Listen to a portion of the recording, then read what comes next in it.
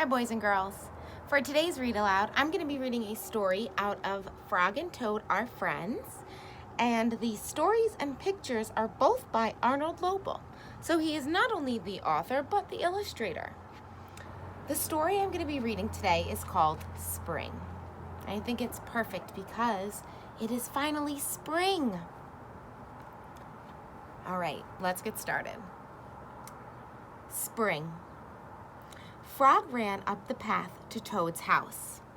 He knocked on the front door. There was no answer. "Toad, Toad," shouted Frog. "Wake up, it is spring." "Bleh," said a voice from inside the house. "Toad, Toad," cried Frog. "The sun is shining, the snow is melting. Wake up." "I am not here," said the voice. Frog walked into the house. It was dark. All the shutters were closed. "Toad, where are you?" called Frog. "Go away," said the voice from a corner of the room. Toad was lying in bed. He had pulled all the covers over his head. Frog pushed Toad out of bed.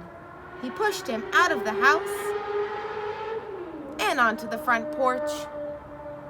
Toad blinked in the bright sun. "Help!" said Toad. "I cannot see anything."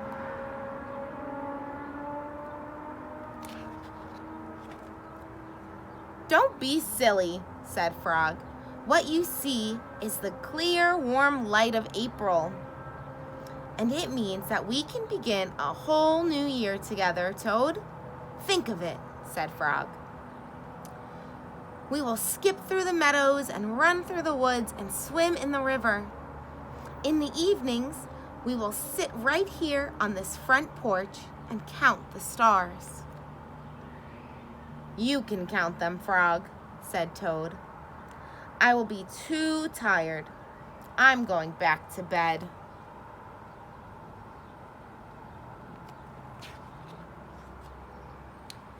Toad went back to the house. He got into bed and pulled the covers over his head again. "But Toad," cried Frog, "you will miss all the fun." "Listen, Frog," said Toad. "How long have I been asleep?" "You have been asleep since November," said Frog. "Well then," said Toad, "a little more sleep will not hurt me. Come back again and wake me up at 1/2 May. Good night, Frog."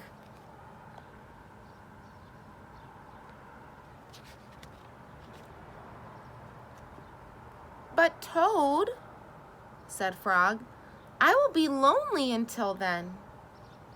Toad did not answer. He had fallen asleep. Frog looked at Toad's calendar. The November page was still on top. Frog tore off the November page. He tore off the December page, and the January page, and the February page, and the March page. He came to the April page. Frog tore off the April page too.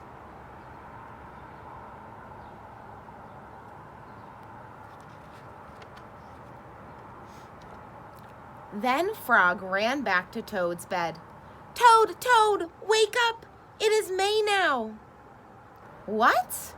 said Toad. "Can it be May so soon?" "Yes," said Frog. "Look at your calendar." Toad looked at the calendar. The May page was on top. "Why, it is May," said Toad, as he climbed out of bed.